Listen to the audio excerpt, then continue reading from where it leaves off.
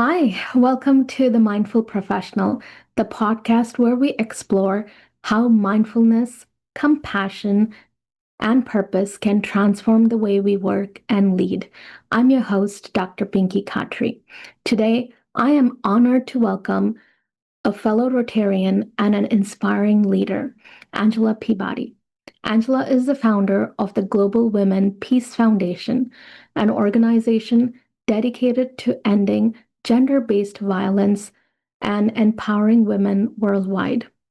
She's a leader, a speaker, and author who tirelessly advocates for human rights. In our conversation today, Angela shares her journey, the challenges, the triumphs of advocacy, and how mindfulness and compassion guide her leadership. Whether you're a professional navigating daily stress or a leader seeking to serve with heart, Angela's wisdom will inspire you to lead with courage and purpose. Hi, Hello, how are you? I'm good, thank you. It's so good to see you. It's been a while since I've been at our Rotary meeting, so it's so nice to see you here again. Likewise. Yeah, how have you been? Thanks for having me. You're very welcome. How have you been? How's everything going? Very busy. Yeah. Um, yes, because we're preparing for our biggest event of the year. So, Oh, yeah. Okay, maybe yeah. then towards the end you can mention the event and how the listeners can support it too. Yeah. Okay. Okay. Um, but yeah, I'm slowly diving into like the whole mindfulness space and journey. And, just with my experience here at the office, especially since COVID, we've had a lot of ups and downs. I've been kind of looking at ways to help myself with the burnout and help my staff as well. Sometimes it feels like we're like so busy, busy, busy, busy, going, going, going. And then we forget to stop and just say hi and just to breathe and be here and support each other. So, and your work is so inspiring. You've been such a big advocate and you've done so much work. I'm so excited to learn more and kind of deep dive into what got you into the journey. How did all this start? Well, I'm originally from Liberia, West Africa. I guess you know that. Yeah. And Liberia happens to be a practicing country, one of the practicing countries of female genital mutilation and cutting, and that's what we do. So that's what we advocate against. But to go back to how I got involved in the whole thing as an advocate, um, I remember during my childhood these girls with chalk on their bodies, white chalk on their bodies, walking around, and I was confused. I didn't know what, why they looked like that, and why they were being paraded around the community that way. And I would ask my mother, what happened to those girls? And she would just respond, oh, they just came out of the Grigger bush.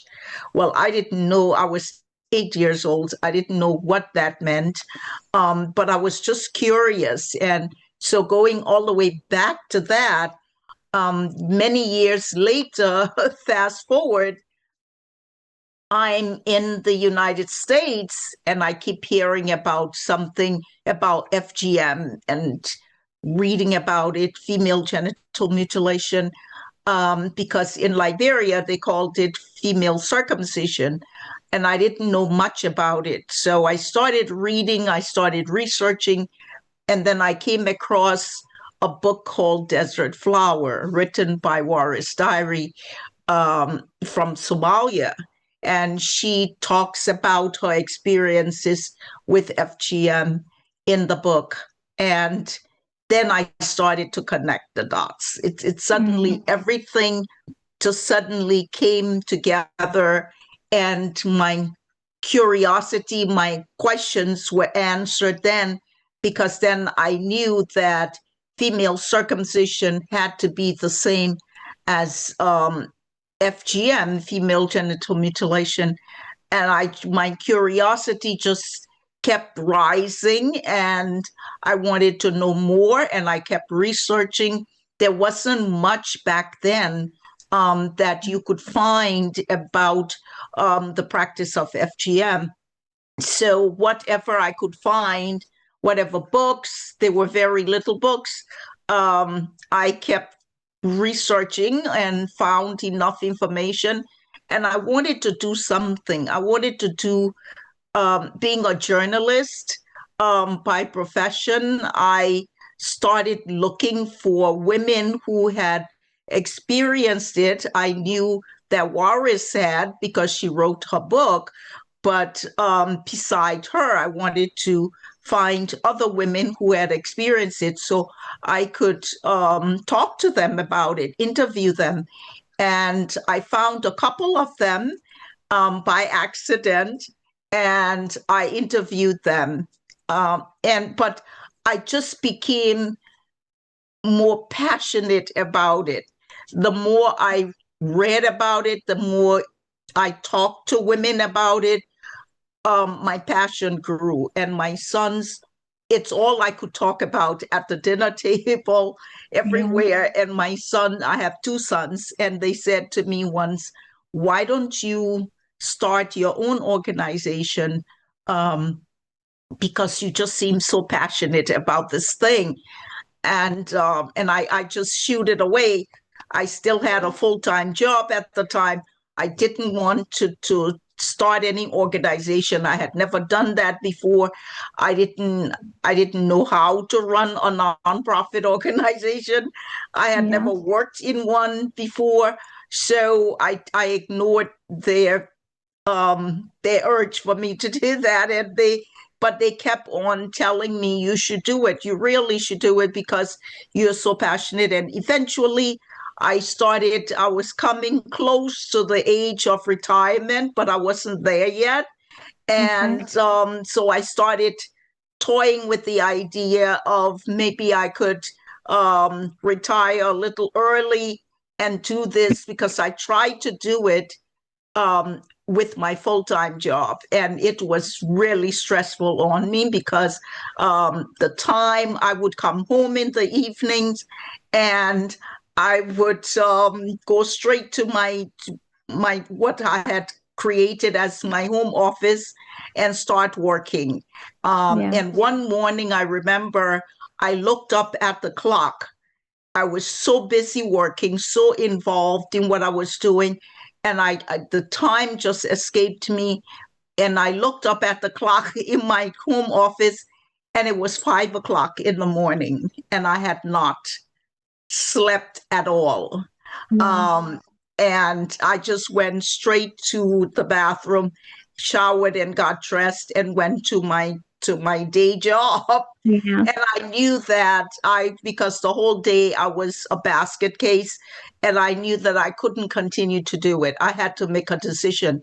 Um, I finally made the decision to put in for retirement, and for early retirement. I took a hit financially for that, but looking back on it today, it was all worth it, really, because I'm doing something that I think was my calling. Mhm. Yeah. So meaningful. Yeah. Yes, and, and I Yeah. just continue to do it. And it's just odd. I'm talking too much, so I'm going to let you No, that's ask okay. No, no, questions. that's perfectly good. Because that kind of leads me into, you said you had that day where you were working all night, and then at 5 in the morning, you realized this is in a way you would realize that this is what you really want to do and not continue with the day job. So that's like the moment that changed many things, even though you've been doing this for some time on the side, that now became like front and center. Was there anything else in your personal or professional life that kind of also accelerated that journey? and got you into that early retirement to get started on your nonprofit? Well, being a journalist, being a writer, I by that time I had already written because we I came to America after the military coup d'etat in Liberia. So, and that's what brought me to the United States as political refugee. So I had written a book about that and a novel because at the time my family told me you cannot use real names because we're still at risk. So it will put us in danger. So I had to change everything and turn it into a novel. Um, and so I had written that already. And then I was doing a lot of writing. I found myself doing a lot of writing then after I had discovered FGM. I wanted to just keep writing, and so I had started working on another novel about FGM, and because I had already established that as my genre, um, which was being a novelist. Yeah. So that helped to steer me in that direction as well. All the writings that I was doing, all the research that I was doing, and then I was talking because more women were coming to me. The word started to get out about the Yeah. organization, and more women were coming, and I was talking to more women, and then hearing their stories, it, I discovered that even though all of them had one commonality, and it was they all experienced FGM, but each story was different. It, Yeah. it there was an individual story for every woman that came to me, and that was the difference between them. So I realized that each woman had to be treated individually, Right. and you couldn't just clump all of them into one category and say, oh, they are all FGM survivors, so they are all alike. No, that was one thing I learned very early, Right. Right. So and I think that helped. how do you stay grounded and resilient when you're working with, such difficult global issue? I think, well, first of all, my faith. Yeah. I'm a woman of strong faith, and I do believe that because of my faith and my calling, all of that were intertwined. And then, really, what keeps me grounded are these women, Yeah. like I just mentioned about their stories. I cannot help it but um, stay attentive to them and stay grounded because I realize there was a time in the beginning, and I will have to confess, I used to cry with them Yeah. when they told me their stories. I would cry with them. And then I realized, what are you doing? Yes, you can show empathy and compassion for them, but you don't need to cry with them. Don't see them crying. Don't let them see you crying, because they're coming to you um, because they want to depend on you. They want strength, and Yeah. you have to exhibit that strength that they need and looking for, and you need to give it to them and show them how to be strong. So if you're showing weakness and crying with them, then what is the use? Yeah. So that's how I stay grounded, because I have to keep myself strong and firm for them, so that when they come to me with a problem, I know how I will be strong enough to attend to them. And guide them. Yeah. Yeah. So, how do you find a balance between the compassion you feel for all these women, and on the other side, you're putting, all that effort into the advocacy and with a lot of challenges. So, you have challenges that you go through, and you're still trying to support women with the challenges. How do you find balance? How do you do it? Well, that's why I believe in from the beginning, Yeah. especially for somebody who didn't, and I mentioned earlier, who didn't have any experience at all with nonprofit work or with advocacy work. I was a writer, I was a journalist. That's what I liked doing. That's what I knew how to do. Um, Yeah. but from the start, I knew that I would need people. I realized that it's no way one individual can do this work, Yeah. um, or one organization can do this work. It requires a whole community. It's like the saying, it takes a village to raise a child. Well, to to this advocacy work, it takes a whole community. It takes a community of advocates and activists to do this work. And so I'm glad that I realized it at an early time, and I started reaching out. That's one of the first things I did when I started the organization. I started reaching out to like-minded organizations, who I knew had already had success, Yeah. and for us to partner. So I strongly believe in partnership, in partnering with others, other advocates. And so you find that balance to answer your question. Yeah. That's how I find the balance, because um, you have that connection with other advocates. And when we have challenges, like we have, um, not the nonprofit world right now is in a challenging state with the new political climate, where grants are not readily available, or they've been cut, or they've been taken away.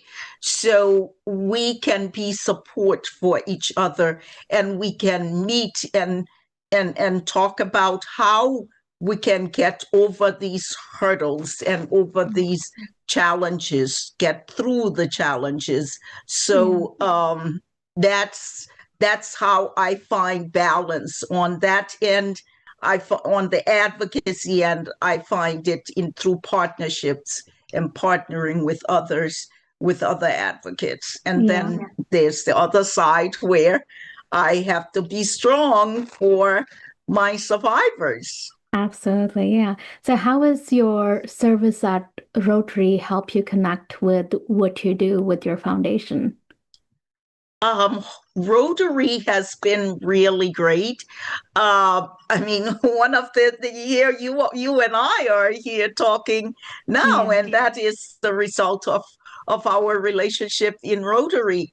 But what I like about Rotary when I first was introduced to it is the work that Rotary does, internationally and domestically. Uh, they they just reach out and do. There's so much outreach that they do, um, and helping people, and that's what advocacy work is all about: helping somebody else, making a difference in somebody else's life. Yeah. um, that's one of the beauties that I find in advocacy work. Just making that difference when you see a woman, um, rejoices because of something so small that you did for her, but it's big to her. It seems Mhm. small to you. And it's the same thing with Rotary. Rotary makes sure that people are fed, that people are clothed, that they have shelter in place. Um, they they make sure that they bring people together in the community from different walks of life. Yeah. I have had the privilege of meeting so many very interesting people like yourself since I've been a part of Rotary. So yes, it was easy to assimilate into the Hmm. Rotary family, being an advocate, an ardent advocate that I am. Sounds good. So, what lessons can professionals learn from your advocacy about leading with empathy? Wow, just from your heart, Yeah. And I'm just talking from my personal experience, from my heart. That's how I lead, and whether it's a survivor that I'm dealing with or working with, or if it's a fellow, a coworker, or a staff person, or a board member, um, whoever it is, you have to have compassion, and Yeah. you have to be able to understand everyone, because like I mentioned earlier with the survivors, they, even though they have one commonality, but they are all different, and they come from different countries, different Right. backgrounds, different cultures. And in your work, you're going to find, even in a job, you're going to find people are from different cultures and different backgrounds, and you have to be able to know how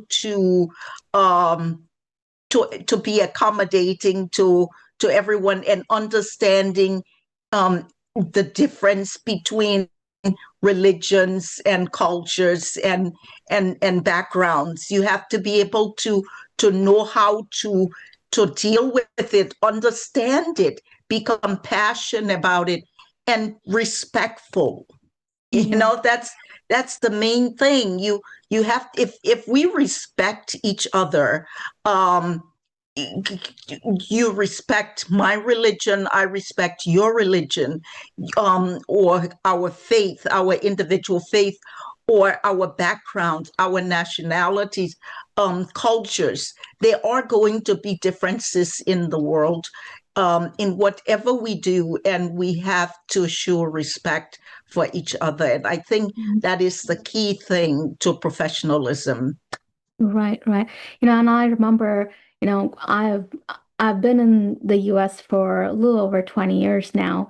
And, when I came, I was like, man, everybody's so different. And then the more you know, the more you get to know people, make friends. And I realized, in college, I was part of this International Student Association. I was working for the director, and just getting to meet students from different parts of the world. And even though on surface we look different, we behave different, our cultures are different, and then slowly as you build relationships, you know that at the very core, everybody's needs is the same. Everybody wants to be loved and be respected and have protection. And that's the same wherever you are. That's just the core need of every single individual. And to be able to look beyond all of those differences, you work with women across the world to be able to look beyond all of those differences and connect with them individually, recognizing that even though you have commonalities, you are an individual on your own, and your need is as much as my need is just to be protected and loved and cared for. And you're doing it so beautifully with your advocacy work. So I'm so grateful Thank you. about this. So my another question, kind of, you touched about the compassion part. So what what do you recommend? How can workplaces adopt having mindfulness and compassion in the work they do? Again, I will go back to the word understanding Yeah. and compassion, because uh, if you we went through the whole thing, and you just went through that too, with if you have compassion for somebody or for anything, it's going to be successful.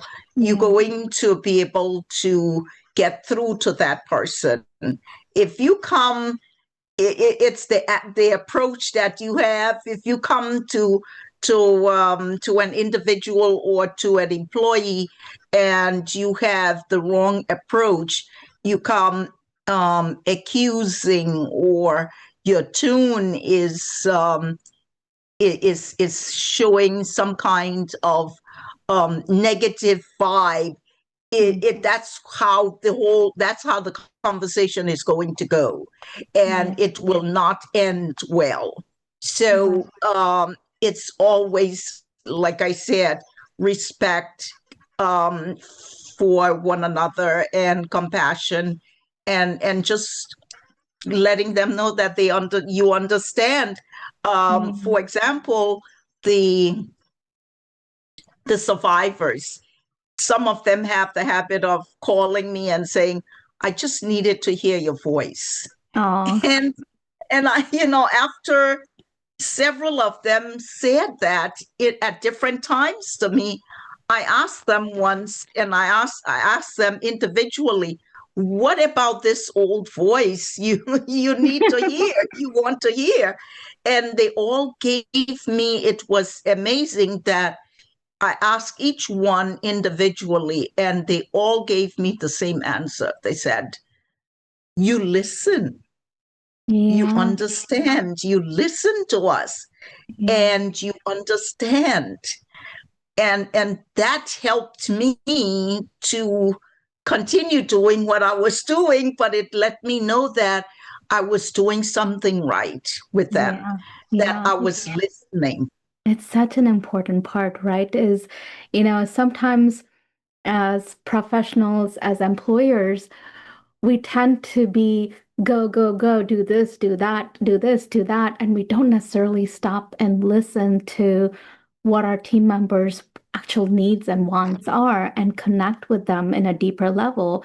And like you said, when you don't have the right tone, the right intention, that just changes the team dynamic so much. And I'm learning, one of the things that I've incorporated lately is instead of sitting behind a desk, I ended up having couches in my office. I'm like, let's just sit and have a conversation. I don't want to be behind a desk telling you what to do.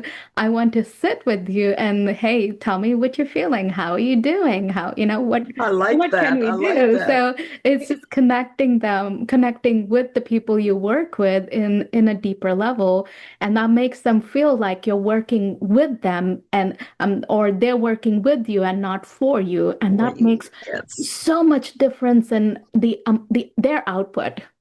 Right. And their work behavior can change when they know that they're working with somebody and not just for somebody, right? It's so different Yes. outcomes. Yeah, yeah. So, tell me a little bit more about your foundation work and how our listeners can support you.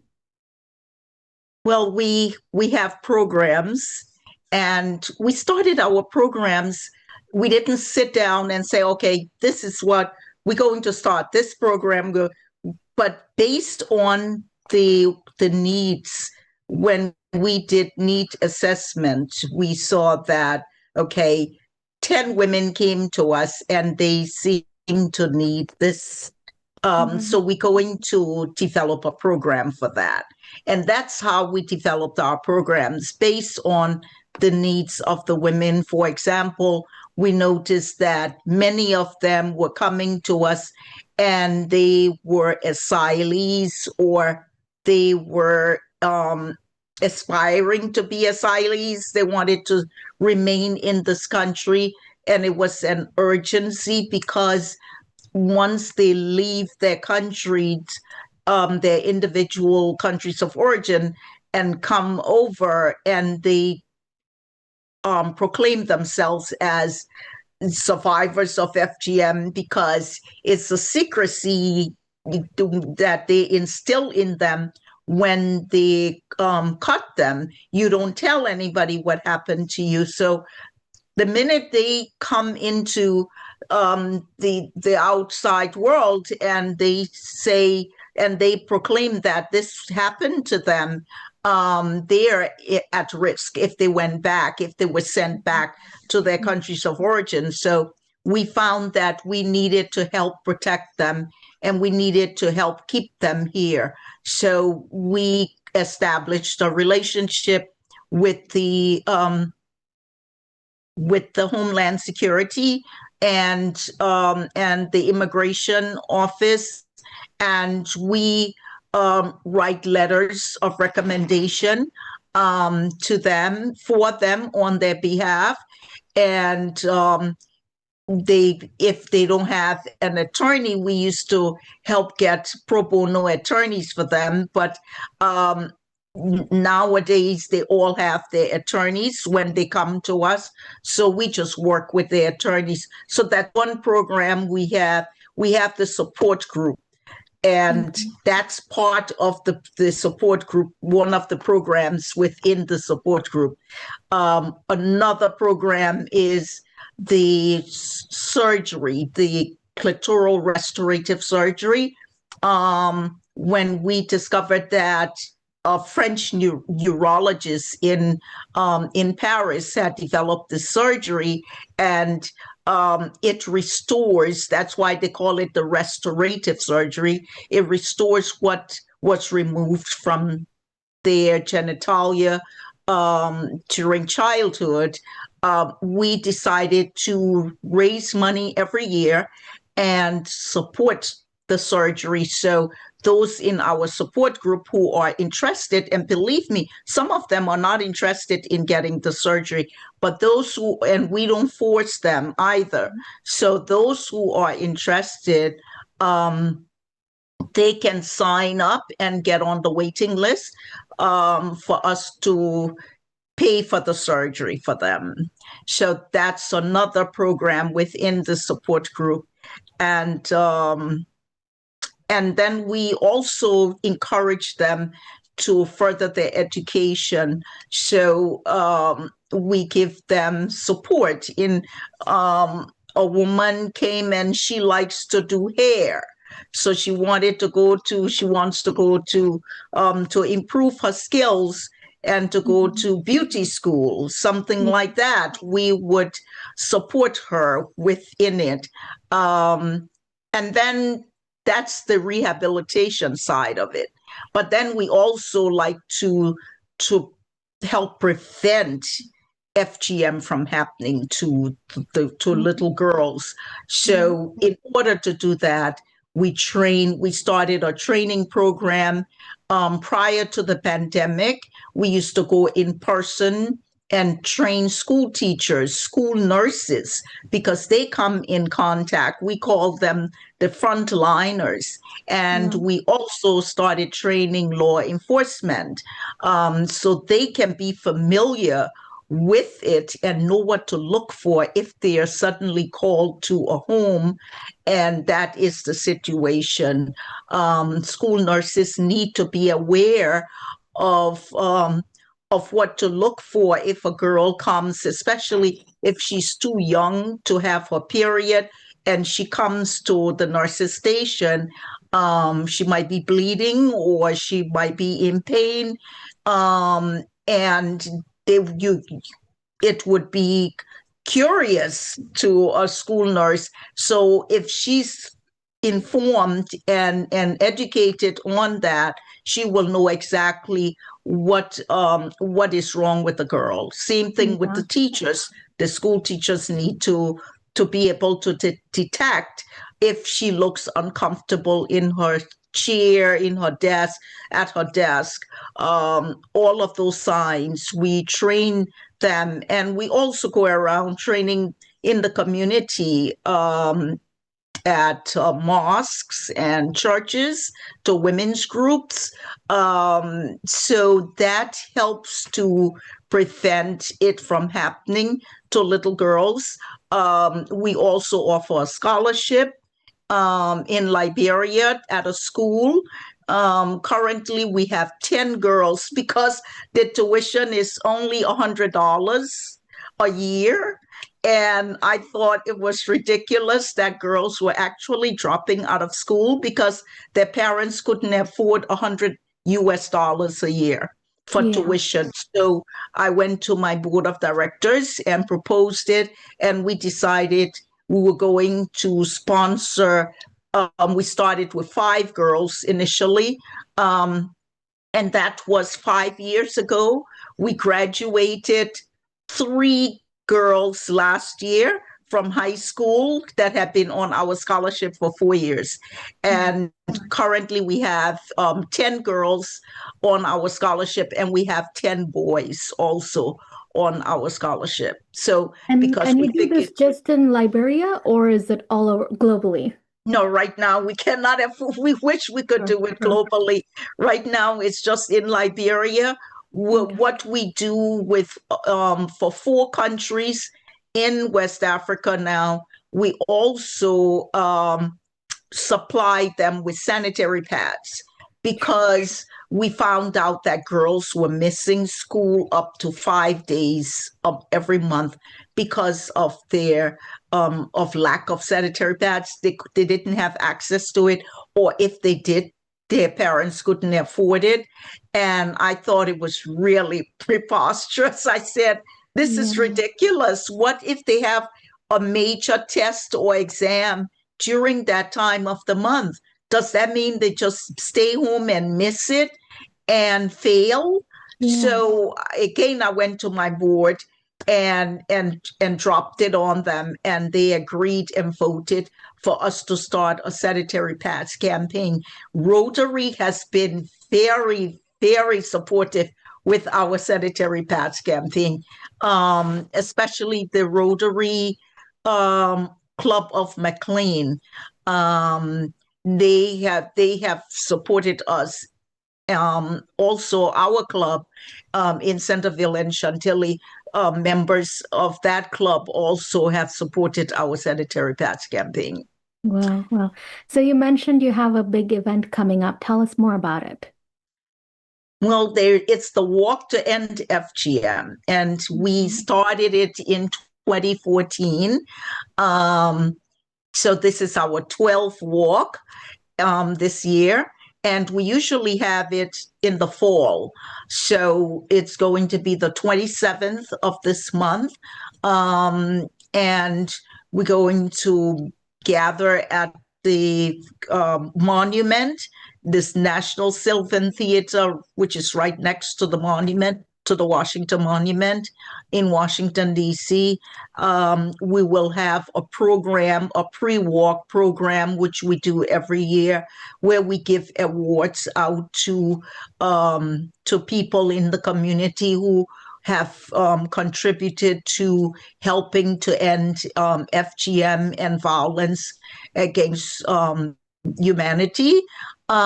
So we do that. And then after that, we walk to the Lincoln Memorial, Hmm. and we walk back. Okay. Um, So how can our listeners support you for that event? well, they can go to our website, which is www dot GWPFND, Okay. um, G like George, W William, um, P like And I'll put people, it in our notes too. yes, fnd.org slash events. And but once they get to the site, they can just go to events, and they can either register to attend and participate in the walk, or if they don't want to walk, they can just come and sit and watch the program and be a part of it. We usually have media people there. We have refreshments that the Park Service allows us to bring there, and we have a lot of volunteers. So if you cannot attend at all or participate, you can go to the website and still make a donation. We have teams that are established and they do peer-to-peer fundraising. So you could even support a specific team, or you can just make a donation, and we would Mm. appreciate that Yeah, very much. thank you for sharing about the event.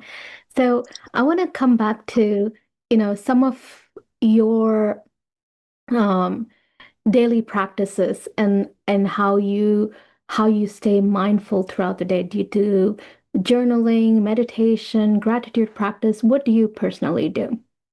Well, personally, I start my morning um, when I get up. When I wake up, I start with prayer, Yeah. and I pray and meditate. I read scriptures and I read devotional, and that gets me started. It's a feeling that gives me um, the courage and that inspiration to start my day. When I do that, if I have to start my day without doing that, I feel like my day is going to be Yeah. with calamity. It's not Yeah. going to be right. But when I start the day like that, then I feel like there's nothing I cannot accomplish that day. Yeah. And maybe it's all in my mind, but that's how I feel, and I do accomplish. Yeah, yeah. I am personally with you. I call it being part of the 5 a.m. club. What I've learned is you spend an hour in the morning, 15 minutes to move, 15 minutes to meditate, and then 15 minutes to read, 15 minutes to reflect.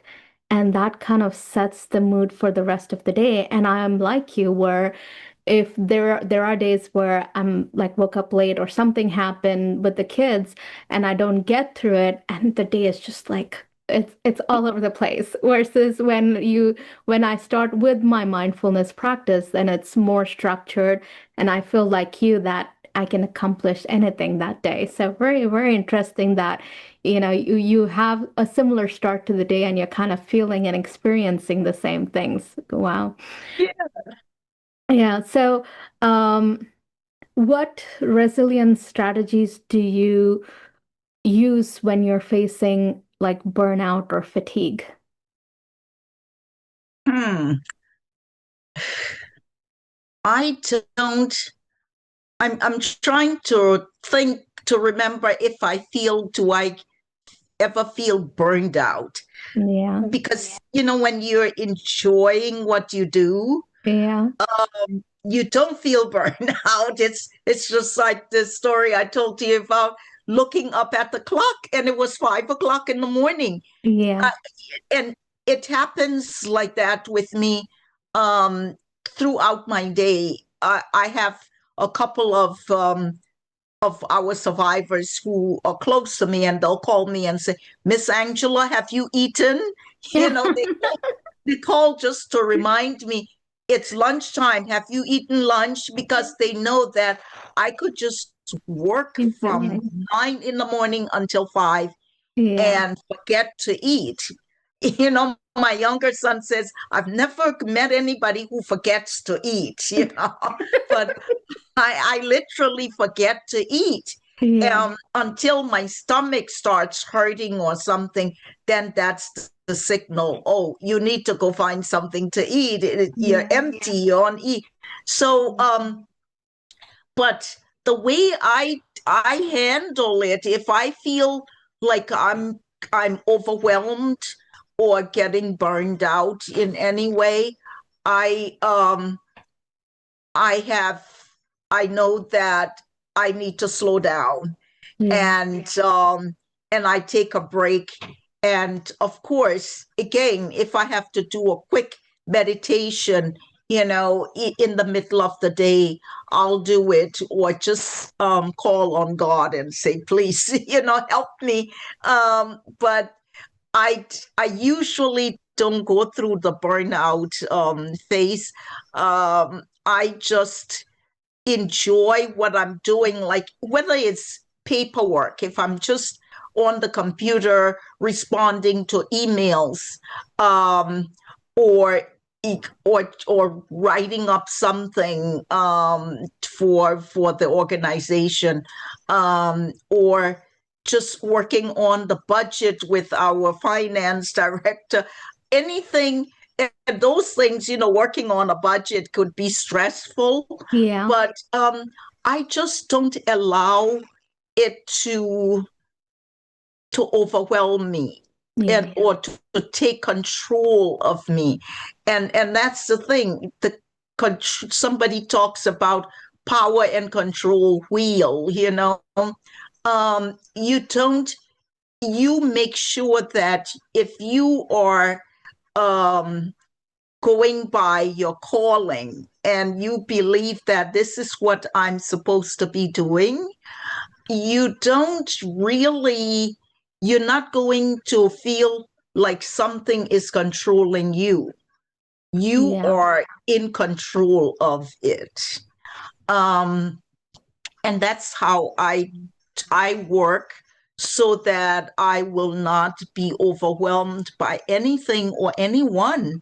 Um, the stress of not are we going to have enough funding to carry out our programs, those are stressful things. And like I mentioned earlier, these are stressful times when it comes to funding for nonprofits, but Yeah. you cannot let it take control of you. Otherwise, and when it all started, the funding thing and lack of it, and I just, in my prayer and meditation, told God, I said, well, you gave me this organization.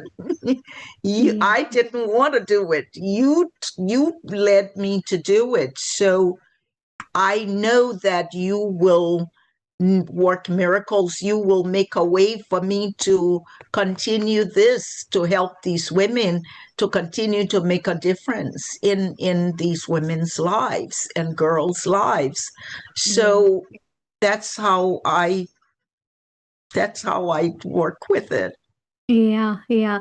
I so needed to hear that because, the economy itself has kind of been up and down lately, and sometimes it's hard. And just to know that, you know, to me, audiology is my calling, right? I fell in love with it, and I've been practicing. I'm almost 20 years in it.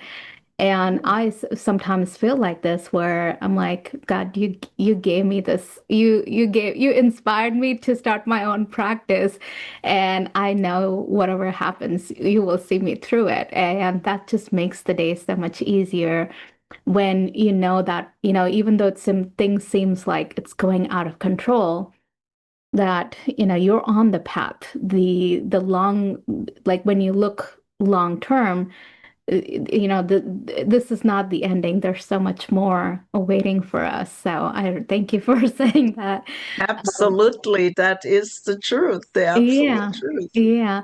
So what advice do you have for people who are trying to align their professional careers to, a greater good, or like you, they're aligning it to a greater purpose? What advice do you have for them? Make sure whatever it is you do, or you're aspiring to do, make sure that you're going to enjoy it. You're Yeah, going to like doing it, because otherwise, then just stay in a job. And because I had jobs, and I went to the job and I put my utmost best into whatever it was I was doing, but it didn't necessarily mean that I was enjoying every aspect of it. But when my late husband used to say, he told my sons, make sure you do what you enjoy doing, and you will never work a day in your life. And they remember that. They were young and now they're grown and they remember it and they quote him on it all the time. So I just say, enjoy what you make sure what you're going to do and put your effort and time into it. Make sure you will enjoy it, because then you will be successful. Like I said earlier, you will be successful at it because you enjoy doing it. It will not seem like work to you. It Yeah. will just seem like something you're doing fun. That's fun. That's the Sounds, advice I have. sounds good. So as we close, I want to ask you one last question. I want you to, what would you leave our listeners, a reminder, a mindful reminder about leadership and service? What would it be? Service first. I would say whatever the service is that you're providing, make sure you do it really, really well, and that the recipients of the service, you see the satisfaction in them. That Yeah. makes a whole lot of difference when it comes to service providers. Um, and what was the other one? Just Service a mindful reminder about leadership and service. leadership. There again, with leadership, remember what I said at the beginning. um, Always be mindful of people, respect, respect them, their time, and they will respect you. As a leader, you need to listen and show them that you understand what they are saying. Yeah. um, that's Thank you. that's That what I was have. beautiful. Thank you. Yeah. Yeah, I have had it's been really, heart touching with all the work you do. And to see, when you were talking about the foundation work when you started it, I'm like, I'm sitting in front of a powerhouse. You you have so much passion. You have so much passion about what you do, and yet you're so grounded. You are all smiles. You're enjoying every moment of that work, and it's so amazing to connect with somebody with doing such beautiful work. I'm so thankful for being able to spend this time with you. Thank you. Thank you, Vicky. Thanks for having me, for inviting me. I'm so complimented that you thought about me, and I'm honored really to be a guest on your podcast. And I really wish you all the best. Thank you. And let's stay in touch I outside will of definitely. Rotary. Yes, absolutely. We'll connect. Okay. Thank Uh-huh. you. Thank you. You have a good day. Angela, thank you so much for joining and sharing your story with passion and your mindfulness approach to leadership. Angela, thank you so much for joining us and sharing your story, your passion, and your mindful approach to leadership. Your dedication reminds us that true professionalism is rooted in service and compassion. For our listeners, if you'd like to learn more about Angela's work, you can connect with her through the Global Peace Foundation. Links are shown in the notes below. And as always, thank you for tuning in to The Mindful Professional. If today's episode resonated with you, please share it and with a colleague, with a friend, and leave us a review. And we want to continue bringing these meaningful conversations with you for you. Until next time, Stay mindful and lead with purpose. Thank you.